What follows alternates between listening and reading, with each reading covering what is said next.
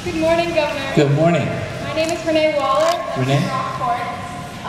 This question might not be as important as some of the others that have been asked or will be asked, but I've always been very proud of the rebellious nature of Massachusetts, and I was wondering if you have if you intend to promote the revolutionary change of combining girls and boys state in other states.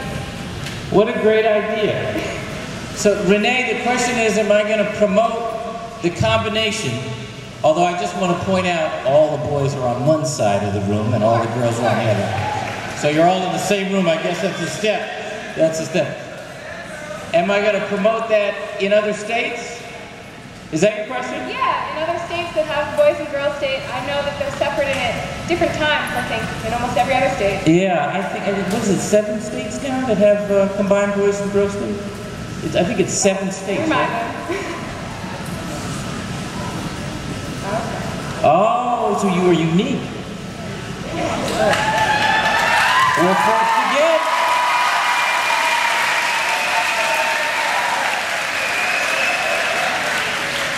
Is that what you meant when I was walking down and you said we're first? Number 1. Okay. I thought you were talking about you personally were number 1. Yeah. Is it working well? You like it? Who takes an opposing view? Who thinks it should be separate? Wow. I guess you are doing something well. That's great.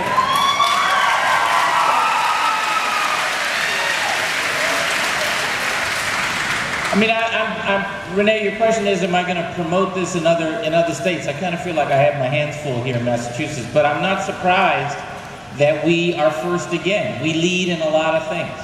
You know, we are, I will say this, just so you know about some of the other firsts. I mentioned earlier in response to a question, we're first in America in energy efficiency. We are first in America in student achievement. We're first in America in healthcare coverage. We're first in America in veteran services. We're first in America in economic competitiveness. We lead by habit and by design. Be proud of that.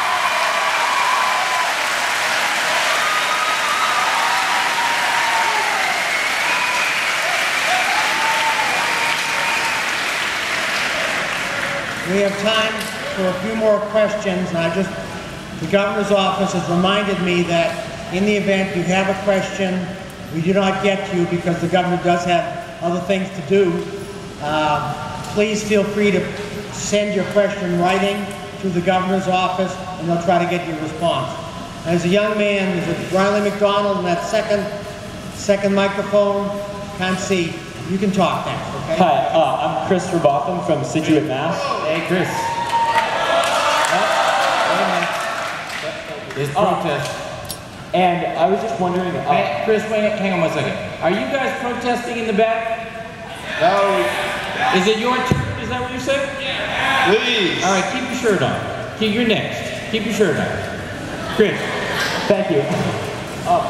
Given that Massachusetts is, or I should say, although Massachusetts is the leader numerically in performance educationally, nationally, we do have a lot of economic and educational inequality in our own state, particularly between like urban and suburban, white and non-white especially. And what do you think can be done to combat these stark levels of educational inequality that are just perpetuating the inequalities we already have? So, Chris, it's an important challenge. As good as we are, we have persistent achievement gaps. And the kids who are stuck in that gap tend to be poor, kids with special needs, kids who speak English as a second language. And so 2.5 years ago now, we moved something called the Achievement Gap Act.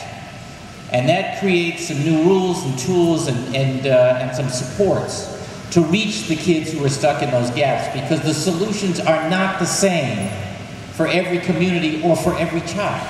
And the point is, how do we get education to fit the circumstances of the child, number 1.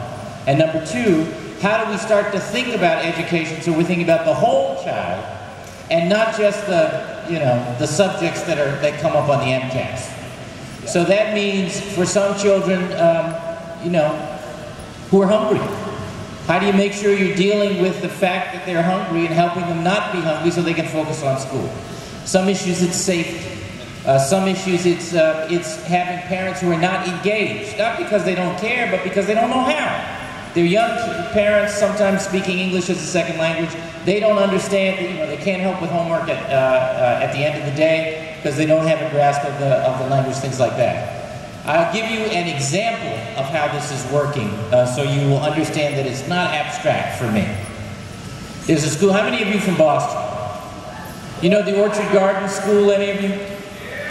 Orchard Gardens is a school in Dorchester that a few years ago was so flat on its back that no matter how bad things were in other urban schools, they would say, at least we're not Orchard Gardens. I went out to visit Orchard Gardens about a year ago in February because I learned that they were using every single one of these tools I mentioned from the Achievement Gap Act. They've extended the school day an hour and a half. They filled it with experiential learning, art, exercise, music. They brought in City Year to help with mentoring and also to help with the truancy issues so that if somebody is out, not only is there a call made home, but somebody from City Year goes to the kid's home, talks to the parents, gets the kid by the scruff of the neck and brings them in. School uniforms, I mean, it's a whole different scene. In 7 months, this school's proficiency measures improved 70%.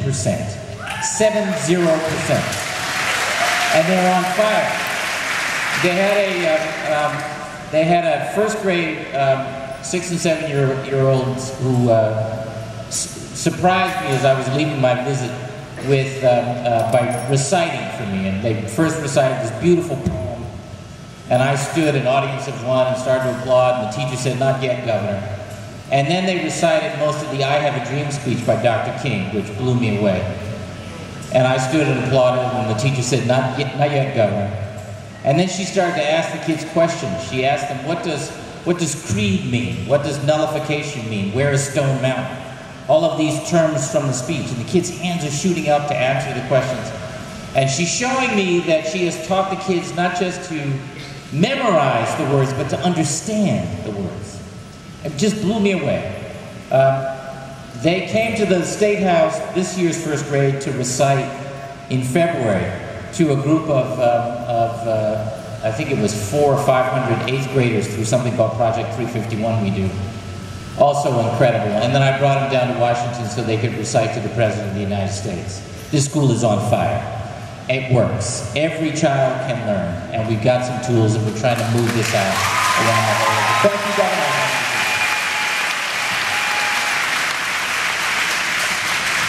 How about the very young man, the very impatient young man at the back, okay? And then the lady in the blue shirt, then the property. Hi, I'm Jared Crawford from Falmouth. Jared? So Massachusetts spends just over $9,000 per capita on healthcare costs per year, almost $3,000 over the national average. Yet Massachusetts healthcare premiums are still among the highest in the country. One would think since we are spending so much, premiums should be lower. Please explain this phenomenon. Thank you. Is that your question? Yes. Yeah. I got a little help from my brother, but it was my idea. So first of all, we had premium increases that were going up 16, 17% a year 2 years ago. They're going up less than 1% today because we have intervened. Our premiums actually per capita and relative to wealth are competitive to the rest of the country. So that data point is different. But the issue all around the country are premiums that are going up too fast. We have 98.3% of our residents with health insurance. No other state in America can touch that. 99.8% of children. But even if you were to blow up universal health care, which is something I think is a terrible idea, every state in America would have the issue of premiums going up so fast. In Mississippi, for example, premiums have gone up as fast or faster as they have here in Massachusetts, and that's a state not dedicated so far to universal care. So we intervened a couple years ago, and that's what slowed the growth. There's a piece of legislation pending before the legislature right now, which we expect them to finish before the end of their session in July, to sustain this progress over time. That's important to do. I will say that if you talk to most people about what they have to do, individuals have to do to keep healthcare costs down, sometimes that falls on deaf ears. Sometimes it comes back to, Governor, what are you going to do about it? And I have something to do about it, and the legislature has something to do about it, but you all have something to do about it as well. And I'll give you a couple of tips. Don't smoke, and if you do, quit. That's one. Eat nutritionally, I guess I should put it. Be smart about your choices, because all of those things contribute to healthcare costs. And what we have in this country, not just in this Commonwealth, is a behavior that says we can do anything we like. Drink too much, smoke, eat poorly, never exercise, and when we get sick, that should be as cheap as possible. We have to think about that differently. So there's something I have to do, there's something all of you and your families have to do as well, and we have to do it together. Thank you, Jared. Romney 2012. Okay, we have time for one more question. The lady with the blue shirt up front. I'd like everybody else to sit down, please. And with the exception of the microphone to the front, place the microphones to the side so when the governor exits, it's unobstructed. And when the lady who's going to ask the question is through, she can do the same. Last question. My name is Molly O'Connell, and I'm from Lunenburg, Massachusetts. Hi, Molly.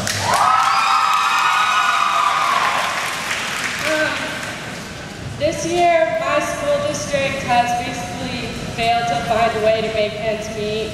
We're cutting teachers, we're cutting classes, and we even have to close down our elementary school and reconsolidate from 4 buildings into 3. Yep. And we really need help, and I'm wondering what you plan on doing to help, not just my school, but all the other struggling school districts around the state. It's a great question.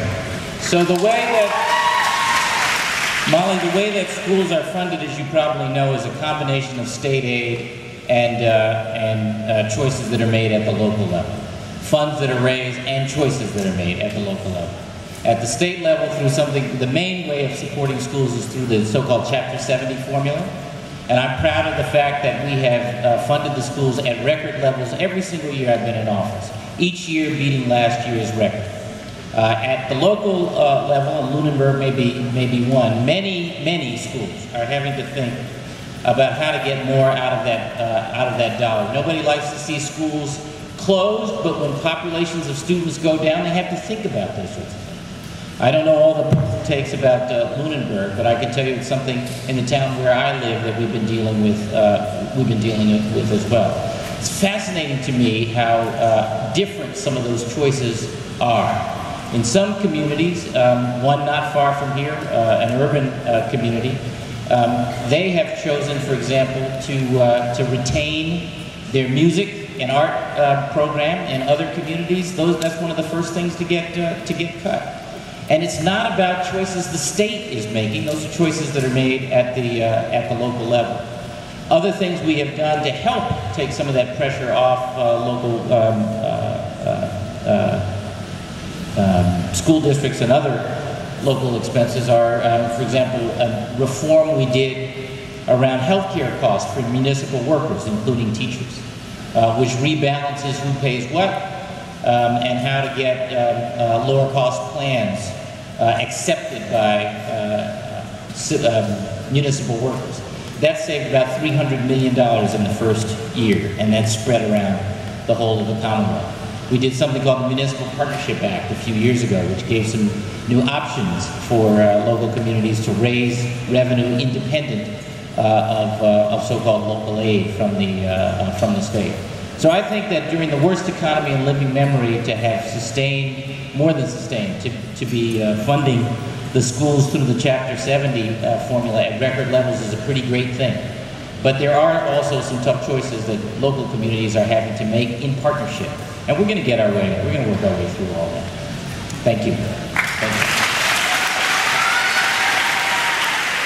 you. We'd like to clear the center aisle so the sergeant at arms and the governors can escort the governor down.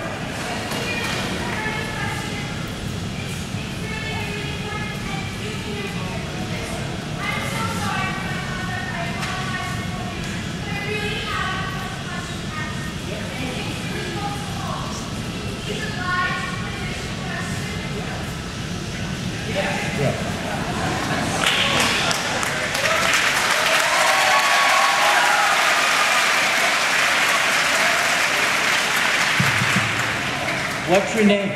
My name is Neil Leone, and I'm from Woburn. It's just outside of Boston, for you guys who don't know that. And my question resides about the MBTA and the hikes that have happened recently. Yes. And I've been outside of the State House. I've been there picketing. My family is very involved in the MBTA, and we use it all of the time. Good. And so I've been there in the State House picketing for my cause. I've written letters, I've gotten petitions, and still to no avail, no one has heard me.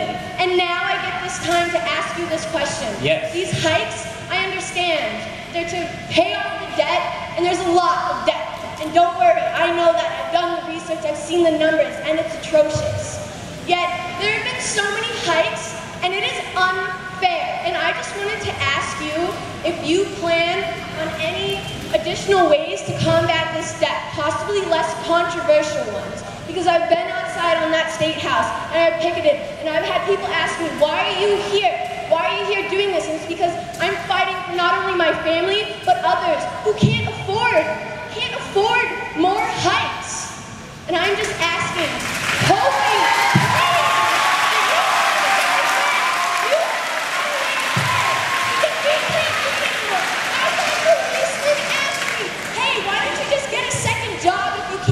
transportation. And I can't. I'm just 17. Thank you. Thank you for your question and your passion.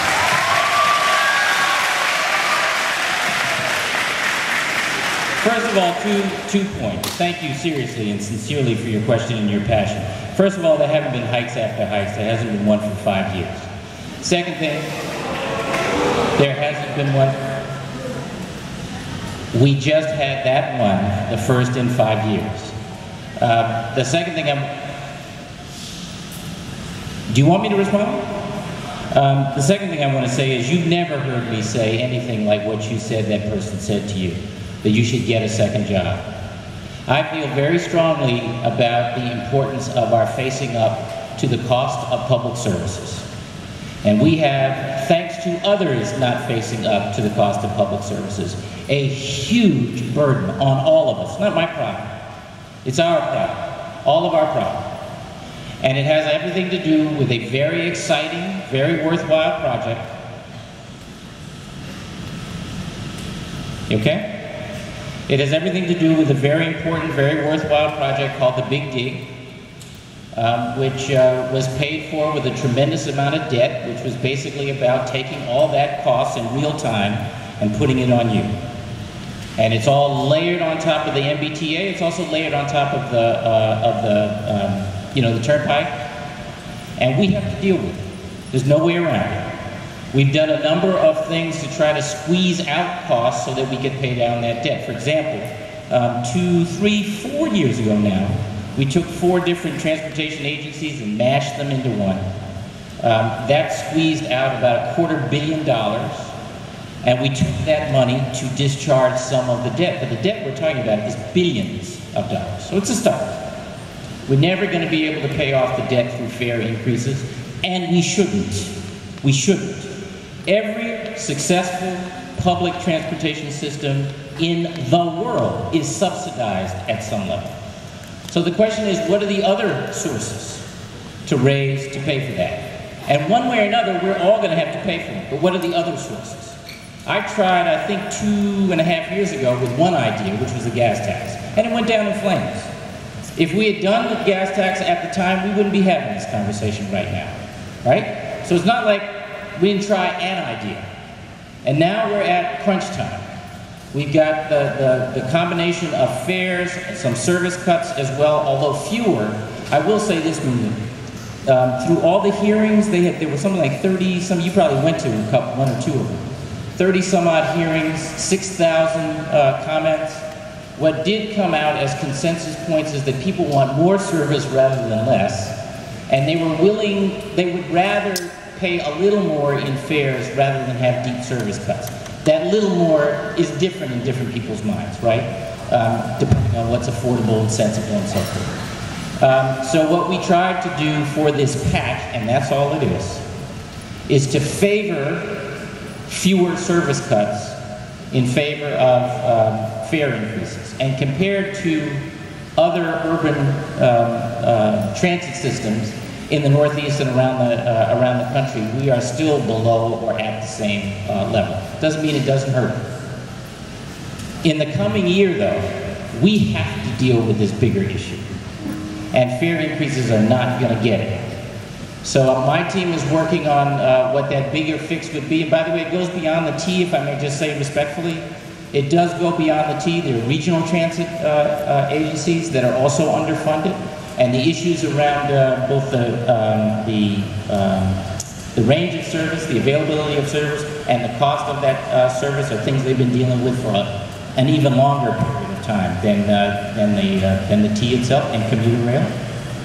There are issues around the cost of maintaining our roads. So all of that is a part of a package, and we're going to bring that forward at the end of this year to the legislature, and there'll be a series of hearings about that. And I hope you will make yourself, I have a feeling you will, make your voice heard.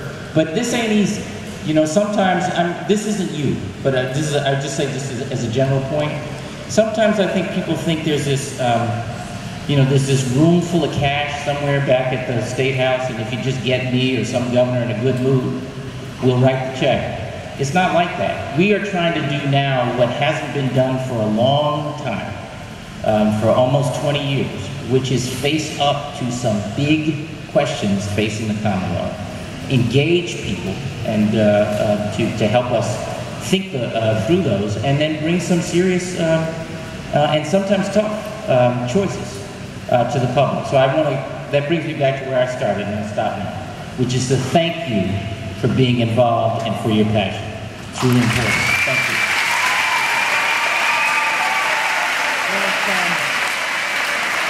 Everyone, please remain in your seats. The governor will exit, accompanied by the other governors and by Bonnie and Mark and by the military honor guard. And as he exits and as the band plays, let's have a great thank you for our Governor Pat.